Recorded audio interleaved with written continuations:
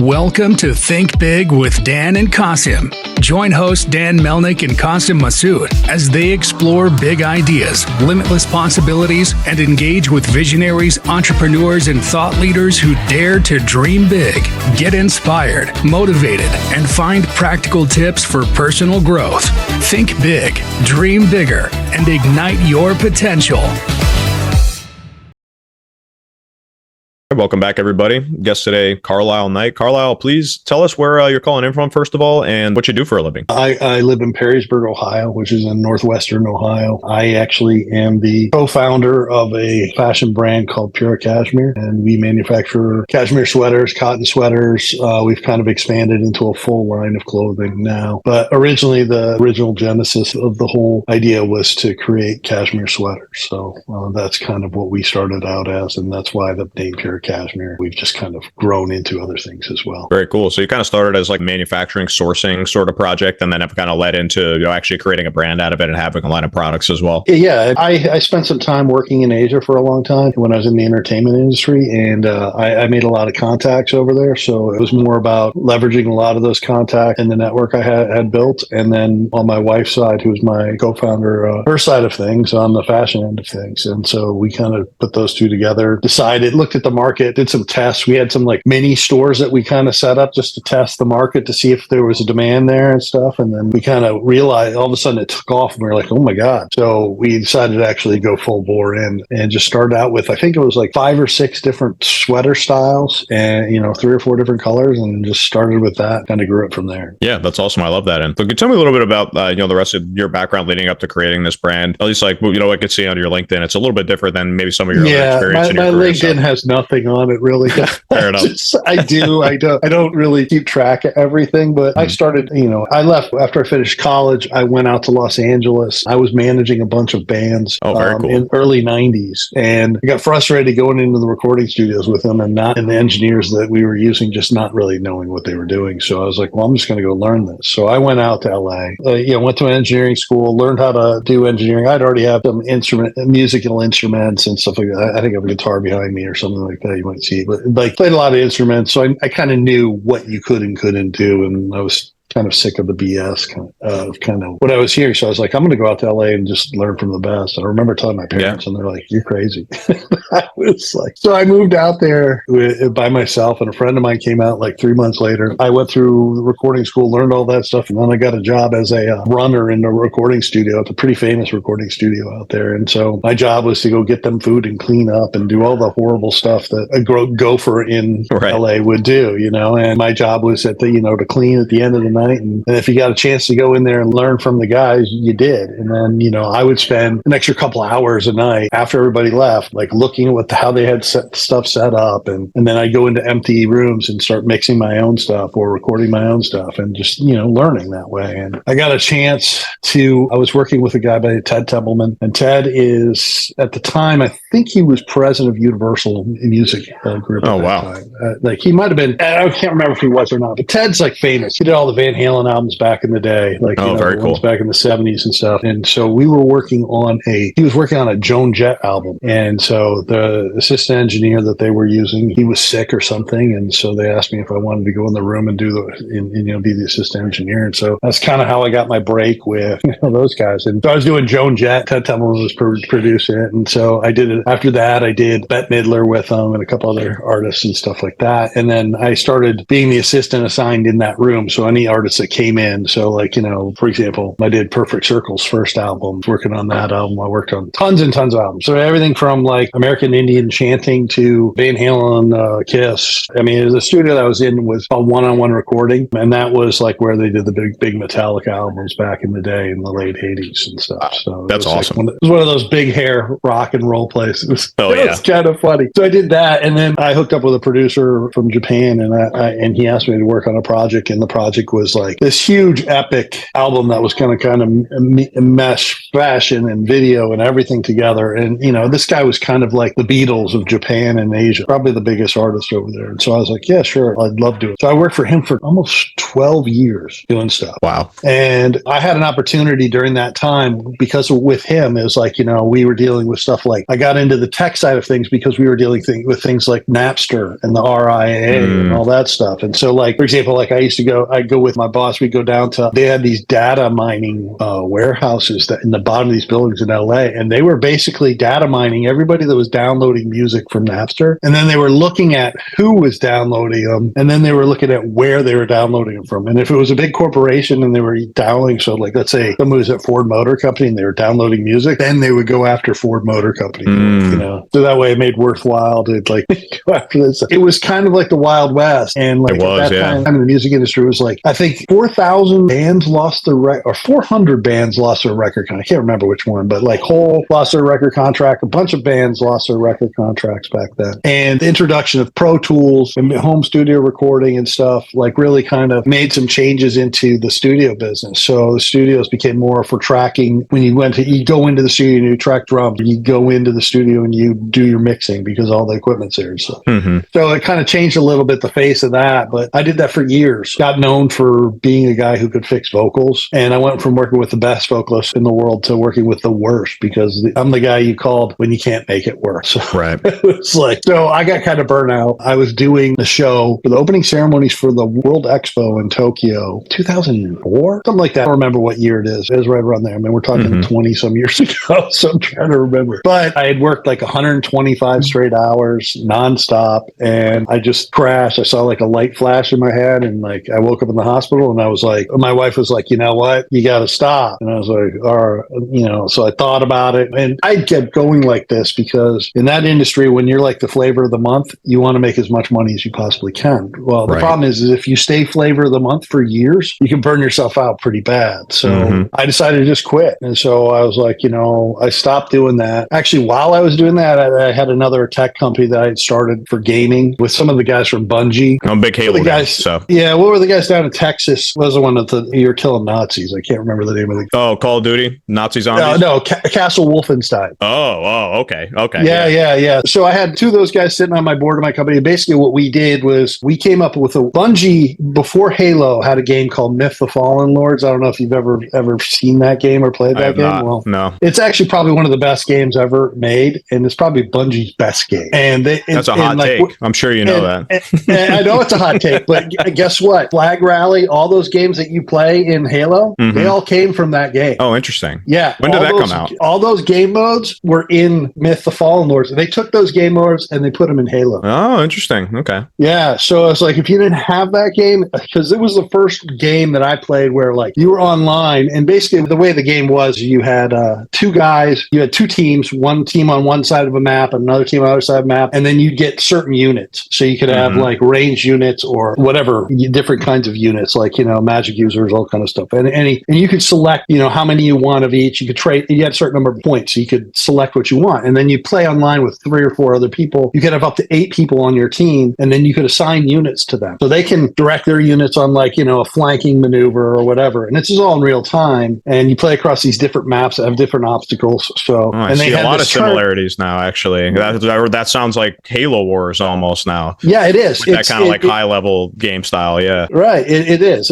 That's all Myth the Fallers. If you ever go look it up, you'll be like, oh my God. Well, I just did look it up. I actually recognize like the game cover art actually now that I look at it. I mean, I've never played it. That was definitely before my time, but I've definitely seen like, I think like old footage of it, or like I've definitely seen that cover art before for sure. I didn't even know that was Bungie when I first heard about it. Yeah. Actually, the guys from Bungie played a lot. They had their own team, and then they had this thing they created, which was called the Myth World Cup. And one of the cool things about that Bungie did was that you could record your games, right? So they would have the data recorded, and then you could just upload the file, and then you could just import the file into your game, and you could watch the game play out, and you could just move your camera around to wherever you wanted to view it. So a bunch of us that played that game got an idea and said, hey, wouldn't it be cool if we could just build an API, like a piece of software that any game company could just plug into, and then it allows us to turn anybody running the game in real time into a television camera, so we could broadcast this like sports. So that was kind of the idea that we had. So we built the software. It was great. We had a couple companies pick it up, and we had raised some money And what ended up happening was the stock market crash in 98, the big .com bubble, killed fundraising at that point. It was just like, we were like this on a trajectory like this. And then, all of a sudden the money disappeared for the internet. It was like gone. And, we just basically ran out of money. So we actually sold it off to, I think it was Microsoft, and they just bought it for nothing, just to pay our bills. And that's what we shut that company down. Yeah. But awesome. like the whole idea of like being able to broadcast games and stuff, trying to do that, 25 years ago. Yeah. I feel like Halo is still the only game out there that still does that. Like the theater mode where you can go back and watch the games from anywhere all over. And that's like, even, all like, code that they probably developed during Myth. It must have been because they were doing that since very early on. I think even like Halo 2, they started implementing that in the multiplayer. I've never like really taken a deep dive into like everything that game was a part of, but I see like literally every similarity you're saying now is like it's all things from that game that are like some of the most right. I mean, it's of like the Halo series. Yeah, it's almost like the game that kind of like started the entire online gaming world that you have today. It's like if you track your albums back to like Robert Johnson, that's the game that you track all your games back to. It all came from that. That was kind of my first foray as being an entrepreneur, was starting that company, and I was doing that on the side of doing all the album stuff. So it was just something I was doing on the side. It kind of got bigger than what we thought, but so that was a failure. But I kind of learned a lot from it. Like I learned about the fundraising, I learned about putting together business plans, I learned a lot about the tech industry and how a lot of this stuff works. So that I kind of carried over into what I was doing. And then later on in the early 2000s, my boss started a record company, and I got involved heavily into the marketing side of the record company. And that's where I kind of learned all my marketing chops. And so those kind of skill sets were kind of what enabled me to do this project that I'm doing now. So I basically retired for 10 years, I think. Basically, I spent, my father had a quadruple bypass. I went and actually helped his company, and we developed actually built out these evaporation systems for evaporating wastewater. So basically, we take waters that like were contaminated, and then what we do is we mist them in just the air and blow air across it, and the surface area, the water evaporates. Well, what evaporates is only water. The bad stuff doesn't evaporate. It just falls out, right? And turns into a sludge. They used to do it for drilling oils, like to dry out the mud so they can use it again. We had these electric motors with these baskets on them that could actually do, I think it's like 20% solids. So you could do really thick stuff. Holy moly. You just run these constantly, and you would just basically evaporate all this water. So I don't know if you know this, but a lot of landfills have to haul off truckloads and truckloads of liquid waste to be processed at wastewater treatment plants. Well, a lot of these wastewater treatment plants have gotten so overwhelmed with, growth around their communities that they can't take the stuff anymore. So some of them were trucking this stuff like 500 miles away. So we went in there and built these systems that basically could evaporate a good chunk of it. And then they would just take the sludge and put it in the landfill. So I ended up doing that with my father for about 10 years, but that was kind of my retirement time. Right.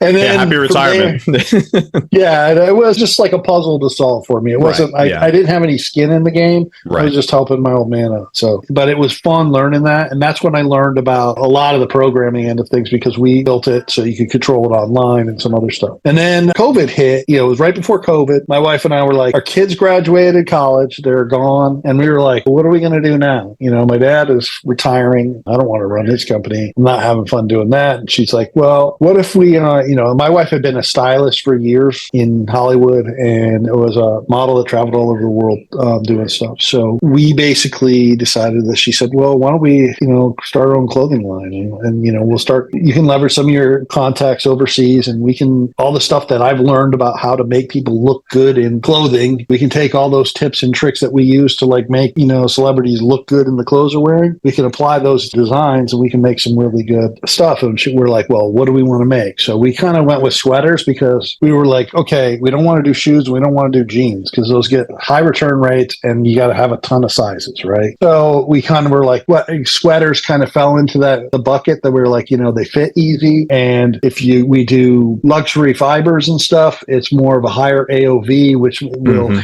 make it easier for us doing the advertising and stuff. So that's kind of where we went with it, and it just took off. He gets a lot of compliments on how these sweaters fit. Our target demographic is 35 plus year old women, so we're not trying to make crop tops and stuff like that for young girls. And honestly, most young girls can't afford cashmere, so she's really focused on trying to make women feel confident and look as good as they can. And so she designs these in a way that, all the stuff that she's learned on how to make them look good as possible, she does. And so we were lucky. We have a low return rate on our stuff. We really focus on basics, things that, you'll get a lot of use out of. That'll be like a core piece of your wardrobe. We stay away from the trends. We stay away from that kind of stuff. And so, we've kind of slowly built up a reputation and then expanded into doing the same things with cottons and some other stuff. So when we do cottons, it was like, okay, we can do these cottons. What do we want to do to kind of really make? And at that time, there were some issues going on with the Uyghurs. I think it's pronounced Uyghurs in China. There's a region in China that was being basically it's slave labor in China. And what's happening is that's the region where they grow a lot of cotton in China. So a lot of the cotton coming out of China, they put in a ban saying, hey, you can't buy this cotton. I know a couple companies busted for having that cotton. So we were like, well, we can't use that cotton. And then we found out that the Indian companies were buying that cotton and mixing it in with their cotton. Then the U.S. decided to start testing for DNA testing the cotton randomly and see, if that cotton was in it. And so we said, hey, let's do some research on cotton. We decided to go with U.S. cotton. So we went with what's called a Supima cotton. And Supima is a long fiber cotton, and it holds its shape and it's stronger and it holds color longer. So, and if you touch it, it's a huge difference in feel between that and regular cotton. So we were like, how much more is it going to be to produce this sweater doing regular cotton versus Supima? And the price difference wasn't that much. What was kind of the only thing that makes Supima kind of a pain is the fact that you have to, every time you make something with Supima cotton and you want to put the Supima label on it, you actually have to send it to them and they have to inspect it and test it. And then they send it and then they say, yes, it is. And then you can put a label. So, but we felt that was worth doing. So we went and did that. And so our cotton started selling really well from that because people were like, wow, this is the best feeling cotton I've ever touched, blah, blah, blah. We get a ton of compliments on that kind of stuff. So it was really important for us to kind of try to always focus on over delivering on our product. So it's always about, you want to make sure that the customer feels like they got value out of what they paid for something, right? And I can give you an example of something that we kind of ran into that almost put us out of business that threatened that. As we got bigger, we got to a point where it's like, oh, we want to do warehouse? Do we want to do outsource it to a fulfillment company and that kind of thing? So what we ended up doing is we decided, oh, let's outsource it to a fulfillment company. So we outsourced it to a fulfillment company and the stuff was being stuffed into smaller boxes. The presentation was horrible. All of this, items being sent to the wrong person, just became a nightmare. And we saw our return rate jump 7%, which is huge, right? Yeah, it's huge. Yeah, so we saw a 7% jump in our return rate. And we were starting to get some bad reviews on people like, this is horrible, And when you get a sweater that comes in a package like this big, right? And it's crunched up and into a ball like this, and then you're buying cashmere, that's not good, right? That doesn't work, yeah. So I was like, we signed a 3-year contract with these guys. What am I going to do? They're not fixing it. And I kept giving them chances.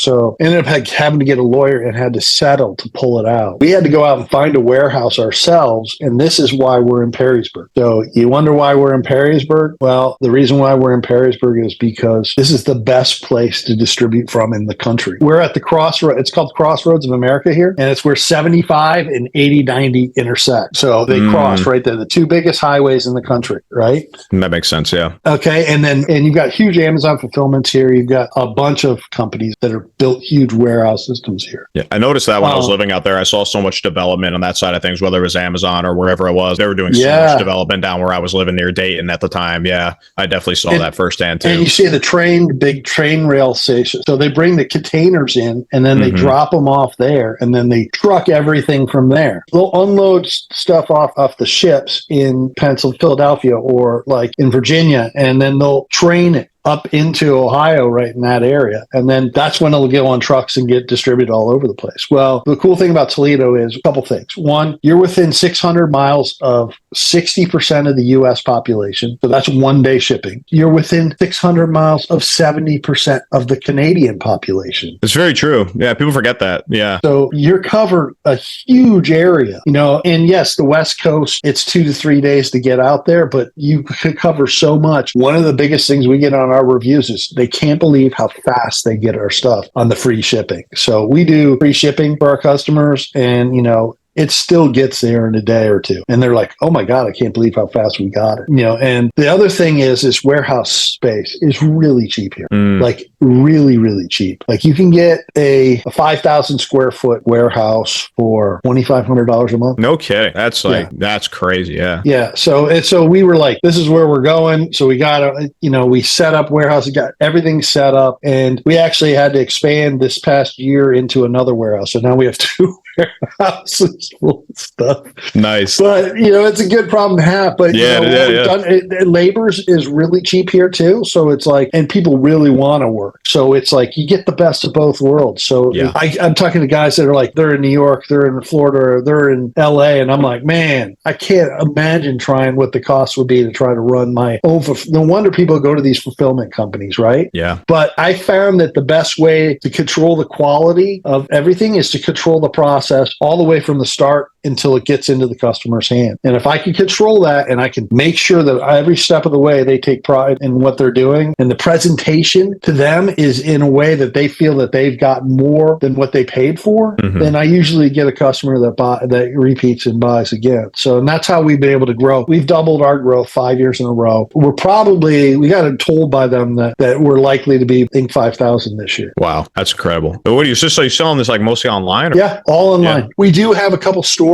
in the areas that carry our stuff, but it's all online. We have no desire. I mean, I may put stores, but one thing I learned in the entertainment industry is if you're going to do something where you want people to go, you better make it an experience. So you don't want to make it so that it's just like going to any other store. You're not going to get people to go there. Yeah. So if you can figure out a way around that, because you could sell, but it's pretty risky. And at that point, we're bootstrapping this ourselves. It's like, you got to go out and raise money at that point to go do that kind of stuff. And for sure. Is that something I really want to do? I'd rather grow the brand, through other ways. Like maybe we're getting more this year into wholesaling, and we're selling down in Australia and New Zealand a lot during the off season. So for example, it's just starting to be winter there, fall and winter there. So what we'll do is we'll take all our cashmere and we'll sell it down there, whatever we have left over, and get rid of it down there. So it's been fun to do. It was all kind of new to me. It was like I leverage a lot of the stuff I learned over the years, but every day is a different thing. Everybody says their business is unique. I'm not kind of a believer in that. It's a matter of finding leverage points in any business. And if you can find those leverage points, and you can make a business pretty successful. Yeah, no, it's so true. And just want to say thank you again for coming on, Carlisle. I mean, it's such an amazing story of your just kind of life experiences, like just going in so many different industries and leveraging things that you've learned. And it's definitely a similar experience with other people I come out like have on the podcast. I mean, rarely anybody that gets into any kind of like direct to consumer business, has like a long-standing background in what they're selling. It's usually like, I mean, not stories like yours is certainly, long-standing and unique, but I always love the stories of like leading up to, creating brands like this, because it's always just kind of a, it's wrought out of like some kind of necessity for a family member, like your current situation, kind of like how you and your wife were, your kids were out of college or out on their own, look for something to do that you could really enjoy and not, something that was going to be super laborious, right? I really appreciate you sharing that story. And I think it's really valuable for people to hear like the way that you leverage like your initial experience moving out to LA, leveraging that into working with it for a video game company and creating some new type of that API you mentioned with the spectation through those games, and then leverage everything you learned through that to make a clothing company. I mean, it all kind of goes together where you could find your experiences and your knowledge and ways to like leverage things like that. I think really, really valuable for all the entrepreneurs that listen to the podcast. So I really appreciate you sharing all that. And yeah, it's amazing. I probably went a little longer than expected. No, I love it. I just wanted to let you talk. Your story is fascinating. So I appreciate it more than you'll know. No, it was amazing. I really appreciate your time, Carlisle. Thank you so much for coming on. Hey, thanks. Appreciate it, man. Thank you, man. Thanks, everybody.